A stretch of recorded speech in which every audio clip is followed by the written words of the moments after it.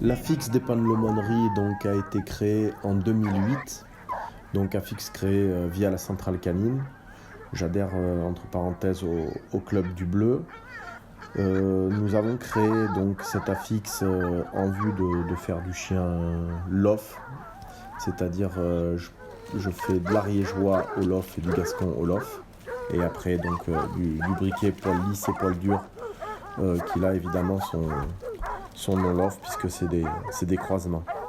Moi, mes lignées de chiens ont été sur une base donc, de briquets de pays à la base.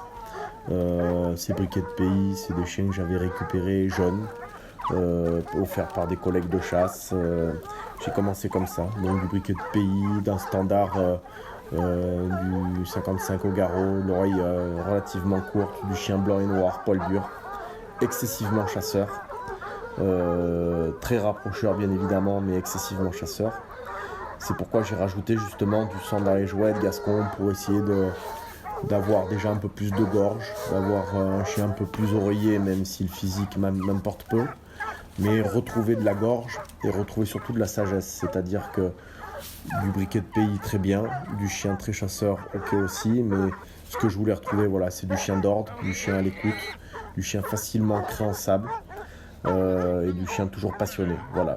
Donc certes garder évidemment le pied et avoir du chien capable de travailler des voies froides, hein, de prendre des pieds de la nuit et même des débuts de nuit évidemment, mais garder du chien passionné, capable de faire de la menée et du ferme.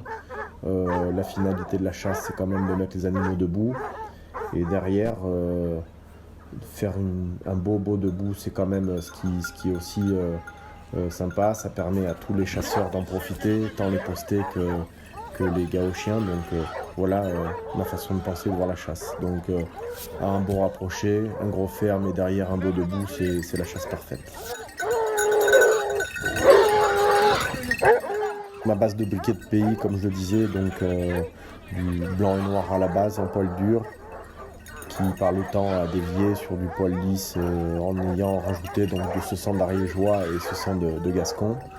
Voilà, après les sangs que j'ai récupérés et travaillés sont évidemment sur des conseils, hein, comme des personnes comme Alain Demare et autres personnes qui m'ont permis de travailler intelligemment, de comprendre voilà, ce que c'était réellement une lignée, de travailler et de sélectionner des chiens.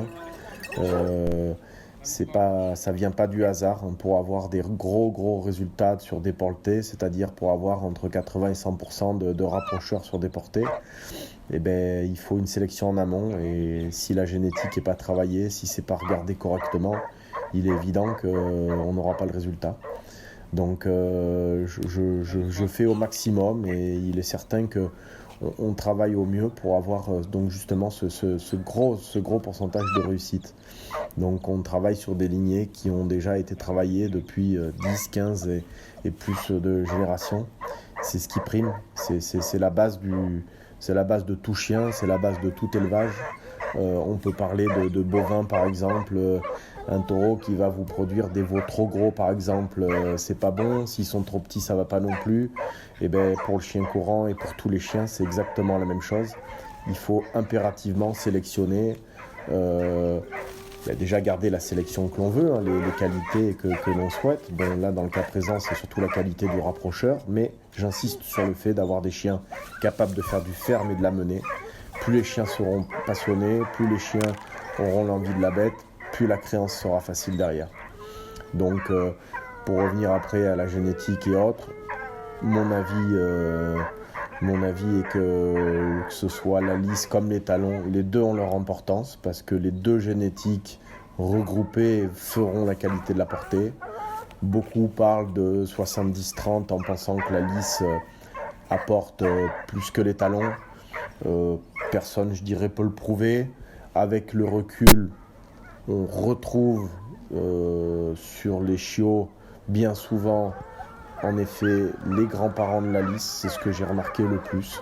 Maintenant j'ai retrouvé aussi très souvent les qualités côté étalon, donc je pense que le mieux et le plus sûr c'est d'avoir vraiment deux génétiques, c'est-à-dire une lisse, un étalon avec des sélections faites très rigoureuses. C'est ce qui permettra d'avoir vraiment le meilleur résultat. c'est ce qui prime.